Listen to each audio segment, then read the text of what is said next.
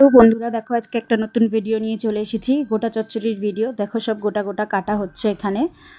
তো দেখো গোটা বেগুন, ফুলকপি, ওলকপি, বাঁধাকপি দেখতেই পাচ্ছ। তো দেখো কত আনাজ কাটা হয়েছে দেখো। এরপর দেখো আমি ফুলকপিগুলোকে একটু ভেজে নিচ্ছি। ফুলকপি ভাজার পর একটু গোটা আলুগুলোকেও ভেজে নেব। ভেজে নেওয়ার পর একটু দেখো এরপর ওলকপিগুলোকে ভেজে নেব। ভেজে নিয়ে কড়ার মধ্যে গরম তেল দিয়ে দেবো। গরম তেল দিয়ে তার মধ্যে 5 ফোড়ন আর একটু আদা বাটা দিয়ে সব সবজিগুলোকে আস্তে আস্তে দিয়ে নাড়তে থাকবো। দেখো এটা বাবা বসিয়েছিল। তো দেখো সব সবজিগুলোকে দিয়ে আস্তে আস্তে নাড়তে আছি। এর মধ্যে হলুদ টলুদ সব একসাথেই দিয়ে দেওয়া হয়েছে, নুন হলুদ।